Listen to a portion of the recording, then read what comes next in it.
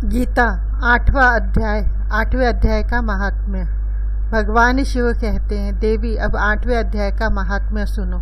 उसके सुनने से तुम्हें बड़ी प्रसन्नता होगी। लक्ष्मी जी के पूछने पर भगवान विष्णु ने उन्हें इस प्रकार 8वें अध्याय का महात्म्य बतलाया था। दक्षिण में आमर्दकपुर नामक एक प्रसिद्ध नगर है। वहाँ भाव शर्मा नामक एक ब्राह्मण रहता था, जिसने वैश्या को पत्नी बनाकर रखा था। वह मांस खाता था, मदिरा पीता, श्रेष्ठ पुरुषों का धन चुराता, पराई स्त्री से व्यभिचार करता और शिकार खेलने में दिलचस्पी रखता था। वह बड़े भयानक स्वभाव का था और मन में बड़े बड़े हौसले रखता था। एक दिन मदिरा पीने वालों का समाज जुटा था। उसमें भाव शर्मा ने भरपेट ताड़ी पी और खूब गले तक उसे चढ़ाया। अतः अजीर्ण से अत्यंत पीड़ित होकर वह पापात्मा कालवश मर गया और बहुत बड़ा ताड़ का वृक्ष हुआ। उसकी घनी और ठंडी छाया का आश्रय लेकर ब्रह्म राक्षस भाव को प्राप्त हुए कोई पति पत्नी वहां रहा करते थे। उनके पूर्व जन्म की घटना इस प्रकार है। एक कुशिबल नामक ब्राह्मण था, जो वेद वेदांग के तत्वों का ज्ञाता, संपूर्ण शास्त्रों के अर्थ का विशेषज्ञ और सदाचारी था। उसकी स्त्री का नाम कुमति था। वह बड़े खोजते विचार की थी। वह ब्राह्मण विद्वान होने पर भी अत्यंत लोभवश अपनी स्त्री के साथ प्रतिदिन भैंस, कालपुरुष और घोड़े आदि दानों को ग्रहण किया करता था, परंतु दूसरे ब्राह्मणों को दान में मिली हुई कौड़ी भी नहीं देता था। वे ही दोनों पति पत्नी कालवश मृत्यु को प्राप्त होकर ब्रह्म राक्षस हुए। वे भूख और प्यास से पीड़ित हो इस पृथ्वी पर घूमते हुए उसी ताड़ वृक्ष के पास आए और उसके मूल भाग में विश्राम करने लगे। इसके बाद पत्नी ने पति से पूछा, नाथ, हम लोगों का यह महान दुख कैसे दूर होगा? ब्रह्म राक्षस योनि से किस प्रकार हम दोनों की मुक्ति होगी? तब उस ब्राह्मण ने कहा, ब्रह्म विद्या के उपदेश, अध्यात्म तत्व के विचार और कर्म विधि के ज्ञान बिना किस प्रकार संकट से छुटकारा मिल सकता है? यह सुनकर पत्नी ने पूछा, किम तद ब्रह्म, किम अध्यात्मम, किम कर्म पुरुषोत्तम। पुरुषोत्तम वह कर्म क्या है, अध्यात्म क्या है और कर्म कौन सा है? उसकी पत्नी इतना कहते ही जो आश्चर्य की घटना घटित हुई उसको सुनो। उपर्युक्त वाक्य गीता के 8वें अध्याय का आधा श्लोक था।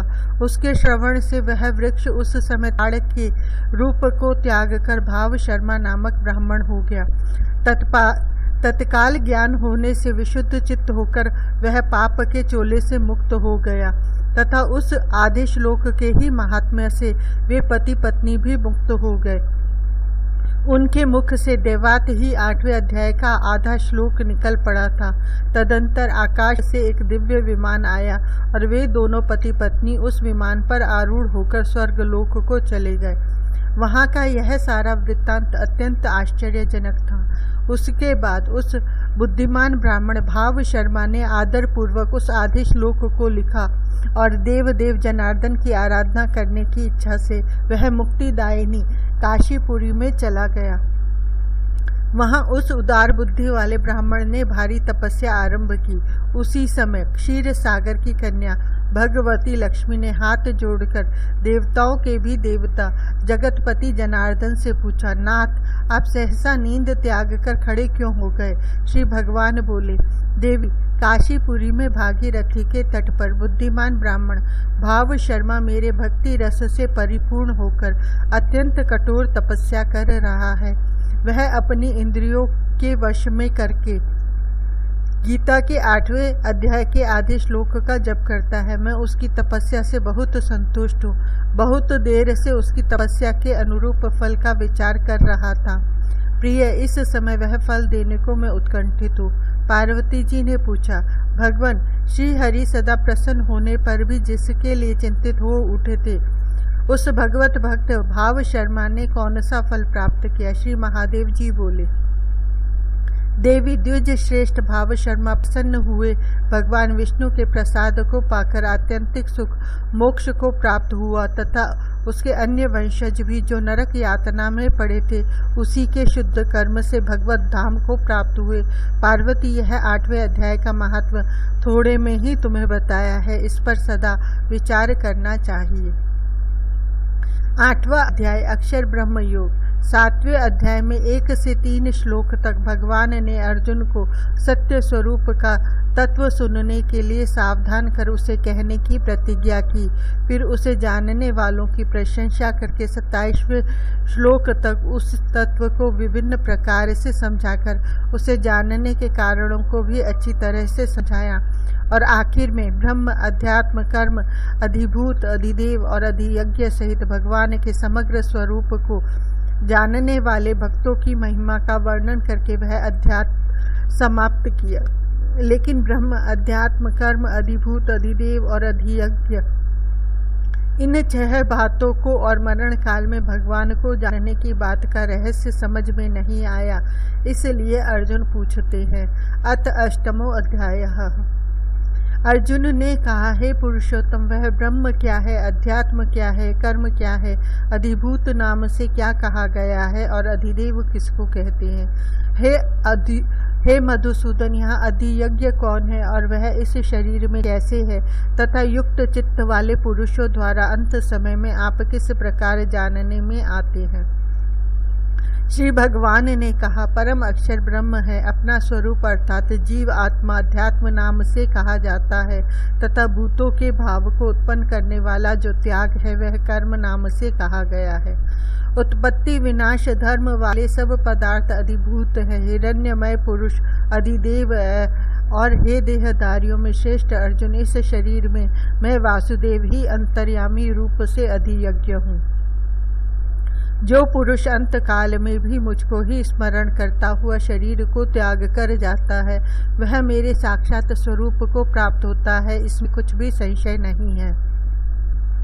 हे कुंती पुत्र अर्जुन, यह मनुष्य अंत काल में भी जिस भी भाव को स्मरण करता हुआ शरीर को त्याग करता है उसको ही प्राप्त होता है, क्योंकि वह सदा उसी भाव से भावित रहा है। इसलिए हे अर्जुन, तू सब समय में निरंतर मेरा स्मरण कर और युद्ध भी कर। इस प्रकार मुझे अर्पण किए हुए मन बुद्धि से युक्त होकर तू निसंदेह मुझको ही प्राप्त होगा। हे पार्थ, यह नियम है कि परमेश्वर के ध्यान के अभ्यास रूप योग से युक्त दूसरी और न जाने वाले चित्त से निरंतर चिंतन करता हुआ मनुष्य परम प्रकाश रूप दिव्य पुरुष को अर्थात परमेश्वर को ही प्राप्त होता है।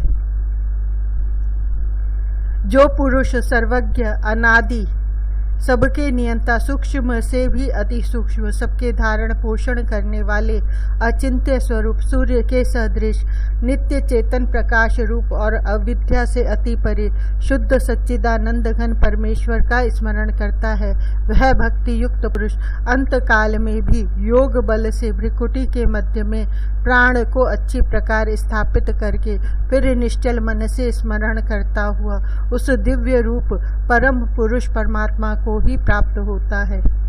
वेद के जानने वाले विद्वान जिस सच्चिदानंद घन रूप परम पद को अविनाशी कहते हैं, आसक्ति रहित सन्यासी महात्मा जन जिसमें प्रवेश करते हैं और जिस परम पद को चाहने वाले ब्रह्मचारी लोग ब्रह्मचर्य का आचरण करते हैं, उस परम पद को मैं तेरे लिए संक्षेप में कहूँगा। सब इंद्रियों के द्वारों को रोककर तथा मन को हृदय देश में स्थिर करके फिर उस जीते हुए मन के द्वारा प्राण को मस्तक में स्थापित करके परमात्मा संबंधी योग धारणा में स्थित होकर जो पुरुष ओम इस एक अक्षर रूप ब्रह्म को उच्चारण करता हुआ और उसके अर्थ स्वरूप मुझ निर्गुण ब्रह्म का चिंतन करता हुआ शरीर को त्याग कर जाता है, वह पुरुष परम गति को प्राप्त होता है। हे अर्जुन, जो पुरुष मुझ में अनन्य चित्त होकर सदा ही निरंतर मुझ पुरुषोत्तम को स्मरण करता है, उस नित्य निरंतर मुझ में युक्त हुए योगी के लिए मैं सुलभ हूँ, अर्थात मैं उसे सहज ही प्राप्त हो जाता हूँ। परम सिद्धि को प्राप्त महात्मा जन मुझको प्राप्त होकर दुखों के घर तथा क्षण भंगुर पुनर्जन्म को नहीं प्राप्त होते। हे अर्जुन, ब्रह्मलोक तक सब लोग पुनरावृत्ति हैं, परंतु हे कुंती पुत्र, मुझको प्राप्त होकर पुनर्जन्म नहीं होता, क्योंकि मैं कालातीत हूँ और ये सब ब्रह्म आदि के लोक काल के द्वारा सीमित होने से अनित्य है। ब्रह्मा का जो एक दिन है उसको 1000 चतुर्युगी तक की अवधि वाला और रात्रि को भी 1000 चतुर्युगी तक की अवधि वाला जो पुरुष तत्व से जानते हैं वे योगी जन काल के तत्व को जानने वाले हैं। संपूर्ण चराचर भूतगण ब्रह्मा के दिन के प्रवेश काल में अव्यक्त से अर्थात ब्रह्मा के सूक्ष्म शरीर से उत्पन्न होते हैं और ब्रह्मा की रात्रि के प्रवेश काल में उस अव्यक्त नामक ब्रह्मा के सूक्ष्म शरीर में लीन हो जाते हैं। हे पार्थ, फिर वही यह भूत समुदाय उत्पन्न होकर प्रकृति के वश में हुआ रात्रि के प्रवेश काल में लीन होता है और दिन के प्रवेश काल में फिर उत्पन्न होता है। उस अव्यक्त से भी अति परे दूसरा अर्थात विलक्षण जो सनातन अव्यक्त भाव है वह परम दिव्य पुरुष सब भूतों के नष्ट होने पर भी नष्ट नहीं होता। जो अव्यक्त अक्षर इस नाम से कहा गया है उसी अक्षर नामक अव्यक्त भाव को परम गति कहते हैं तथा जिस सनातन अव्यक्त भाव को प्राप्त होकर मनुष्य वापस नहीं आते वह मेरा परम धाम है। हे पार्थ, जिस परमात्मा के अंतर्गत सर्वभूत हैं और जिस सच्चिदानंद घन परमात्मा से यह समस्त जगत परिपूर्ण है वह सनातन अव्यक्त परम पुरुष तो अनन्य भक्ति से ही प्राप्त होने योग्य है। हे अर्जुन, जिस काल में शरीर त्याग कर गए हुए योगी जन तो वापस न लौटने वाली गति को और जिस काल में गए हुए वापस लौटने वाली गति को ही प्राप्त होते हैं उस काल को अर्थात दोनों मार्गों को कहूँगा। जिस मार्ग में ज्योतिर्मय अग्नि अभिमानी देवता है, दिन का अभिमानी देवता है, शुक्ल पक्ष का अभिमानी देवता है और उत्तरायण के 6 महीनों का अभिमानी देवता है, उस मार्ग में मरकर गए हुए ब्रह्मवेत्ता योगी जन उपर्युक्त देवताओं द्वारा क्रम से ले जाए जाकर ब्रह्म को प्राप्त होते हैं। जिस मार्ग में धूर्म अभिमानी देवता है, रात्रि अभिमानी देवता है और कृष्ण पक्ष का अभिमानी देवता है और दक्षिणायन के 6 महीनों का अभिमानी देवता है, उस मार्ग में मरकर गया हुआ सकाम करने वाला योगी उपर्युक्त देवताओं द्वारा कर्म से ले जाया हुआ चंद्रमा की ज्योति को प्राप्त होकर स्वर्ग में अपने शुभ कर्मों का फल भोग कर वापस आता है। क्योंकि जगत के ये 2 प्रकार के शुक्ल और कृष्ण अर्थात देवयान और पितृयान मार्ग सनातन माने गए हैं। इनमें एक के द्वारा गया हुआ जिससे वापस नहीं लौटना पड़ता उस परम गति को प्राप्त होता है और दूसरे के द्वारा गया हुआ फिर वापस आता है अर्थात जन्म मृत्यु को प्राप्त होता है।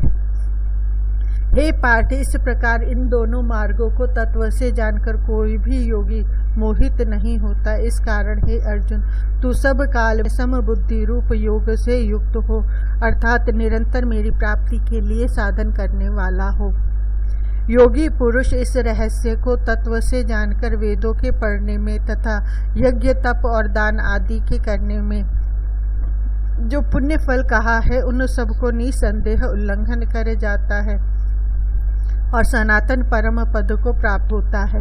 ओम तत्सदिति श्रीमद् भगवद गीता सूपनिषत्सु ब्रह्म विद्यायाम योग शास्त्रे श्री कृष्णार्जुन संवादे अक्षर ब्रह्म योगो नाम 8वां अध्याय। इस प्रकार उपनिषद ब्रह्म विद्या तथा योग शास्त्र रूप श्रीमद् भगवद गीता के श्री कृष्ण अर्जुन संवाद में अक्षर ब्रह्म योग नामक 8वां अध्याय संपूर्ण हुआ।